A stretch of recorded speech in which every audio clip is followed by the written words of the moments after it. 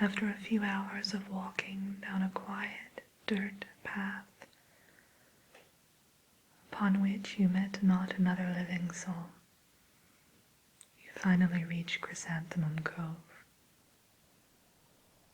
The waves are breaking upon the rocks, lapping up against the stony shore.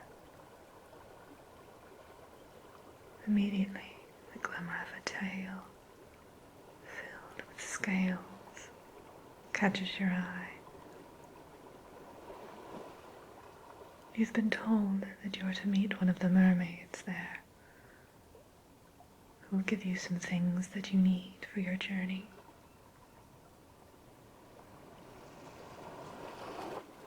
You walk closer to the edge of the water.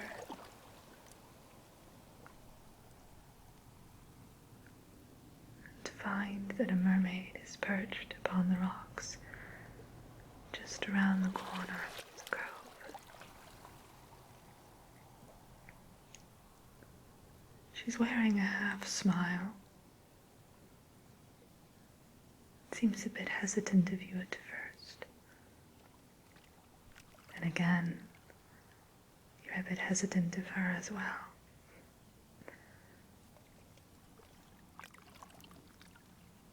So you're the human everyone's talking about. Let's get a good look at you then,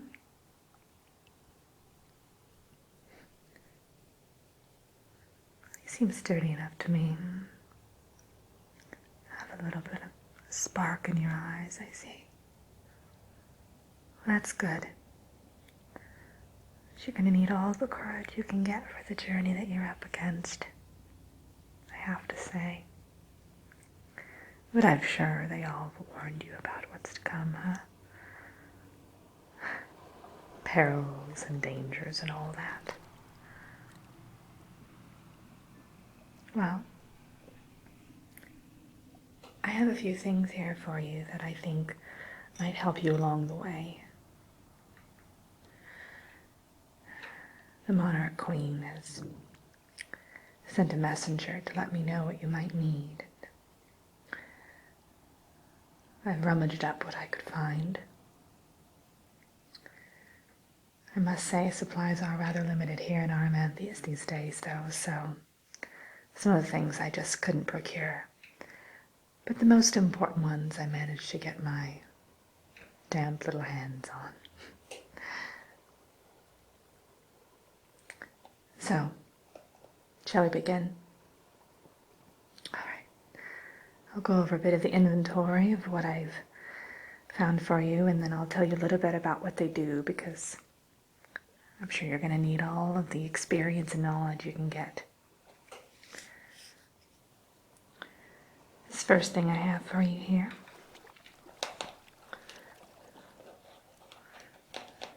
is a magic balm that lets you breathe underwater.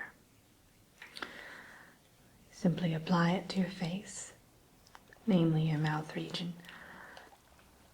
It will form a sort of temporary breathing apparatus for you.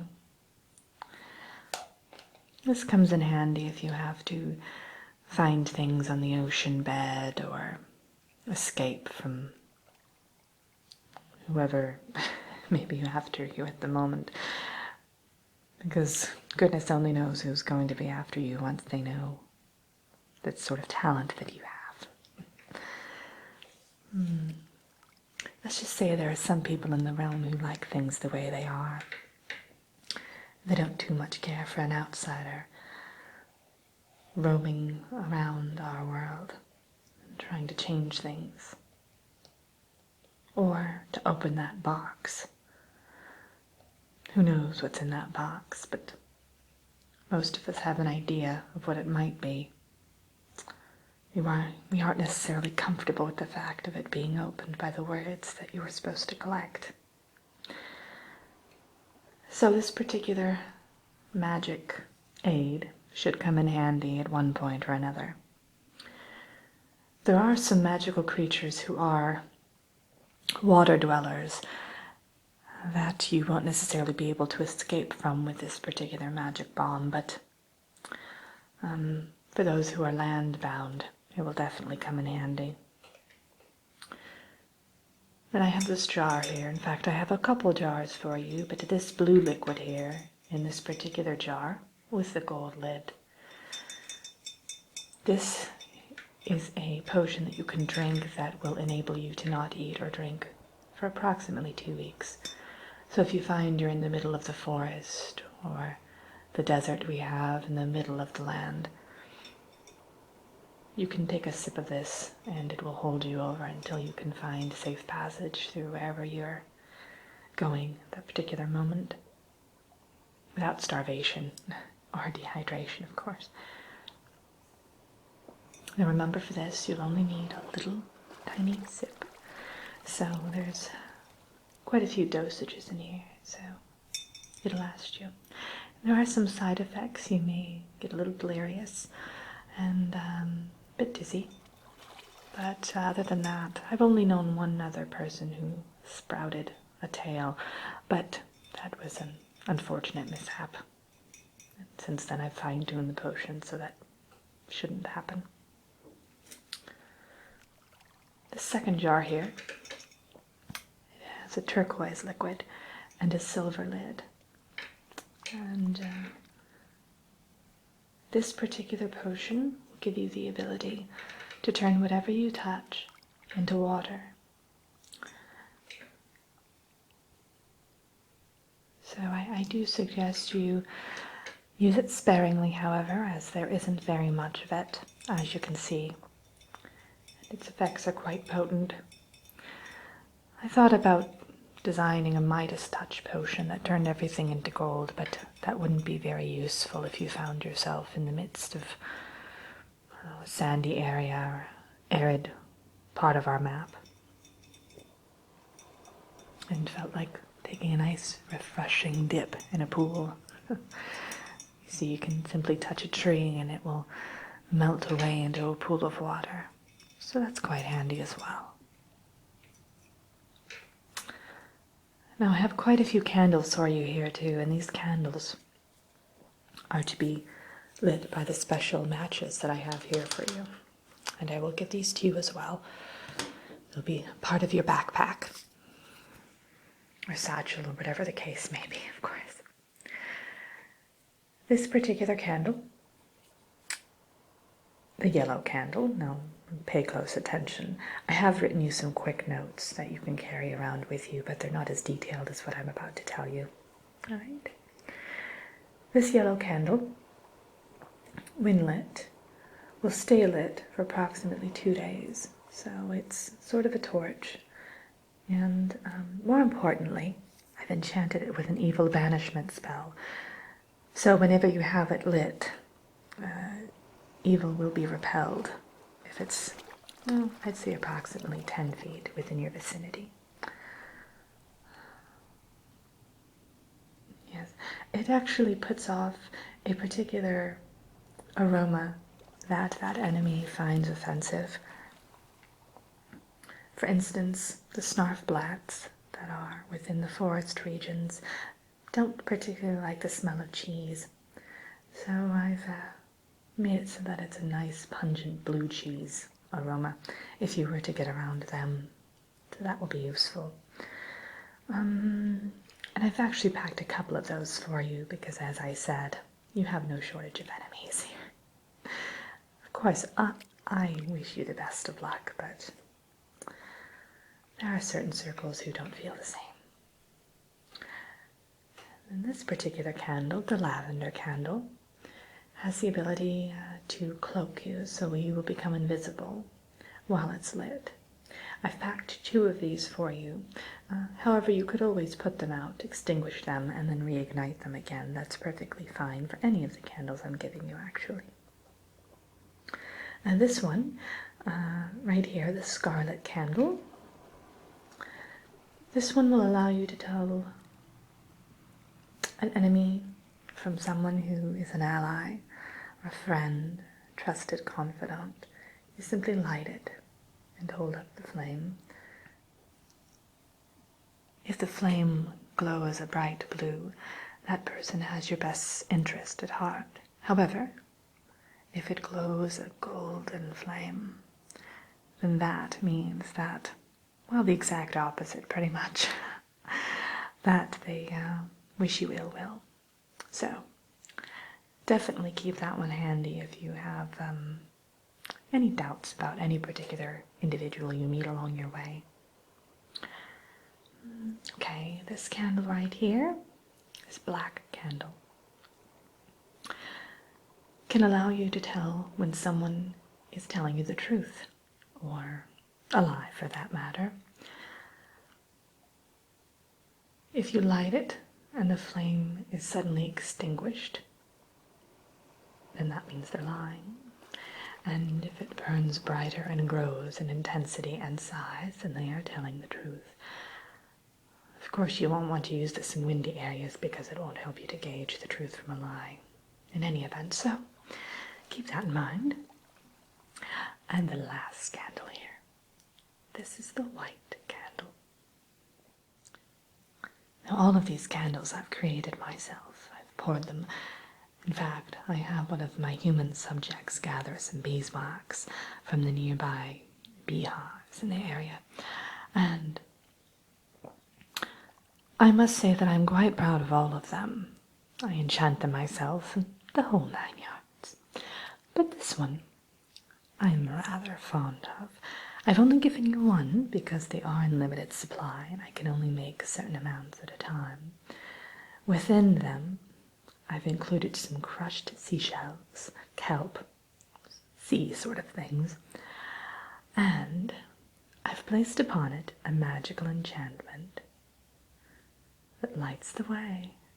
So, for instance, if you're lost, if the forest is dark and the trees are blocking the moonlight from your view, you simply light this candle.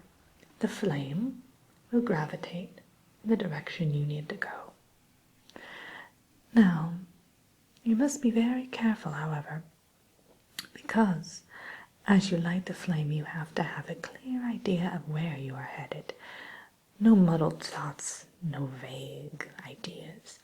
You must have a direct and clear idea of where you're headed, or else it simply won't work. All right. Hold on. I forgot one thing. I know you must have questions for me, but before I forget, I do have a rather rare treat for you. In this box right here is a glowing pearl. Now, you mustn't tell anyone that you have this because glowing pearls are, to say the least, very rare. In fact, there are only 5 of them in existence that we know of. And I managed to get my hands on one. The Queen didn't include this on her list, but I added it for posterity's sake. I thought it might be a good idea to do so. The glowing pearl is unique in that it allows you to transport in the blink of an eye.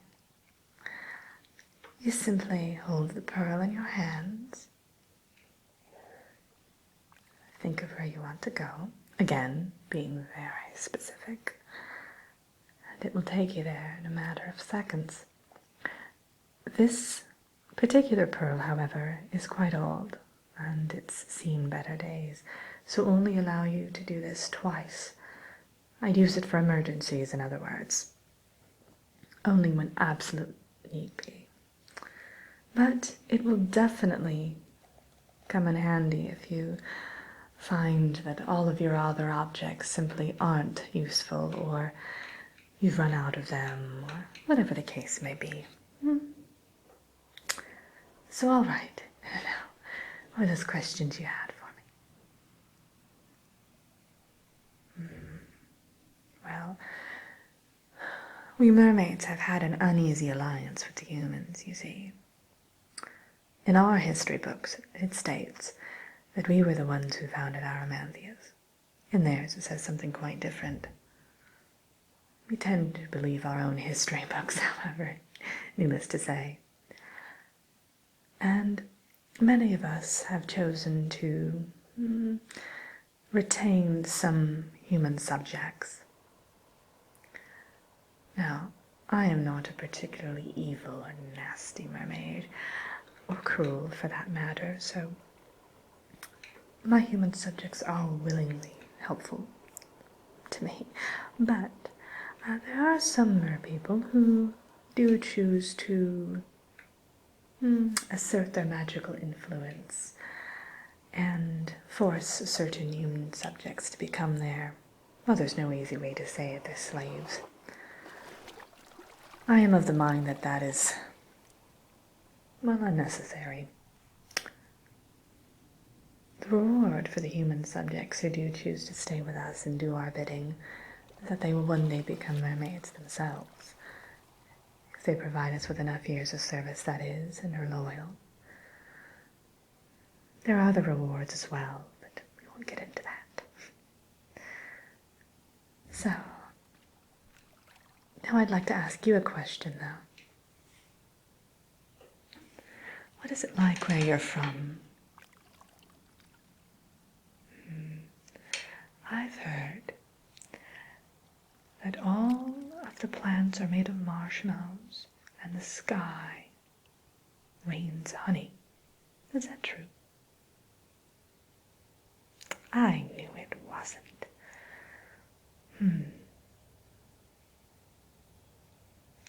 Well, is it true that you all sit in containers each day with water in them to wash yourselves? Oh, that's so strange. Well, you're humans. You don't need contact with water every day, do you? If you do, why don't you just go to the ocean? You do have oceans there, right? I thought so. Well, when this is all over and you found those words that they're all so curious to find, I do wish you would stop by and have a chat with me. There's so many things I'd like to talk about with you. I'd like to pick your brain, so to speak. Well, I'll let you go then. Now remember what I've told you about each object, and please use them sparingly and wisely. As I said, things are in limited supply here in Aramanthius. All right then. Well, good luck.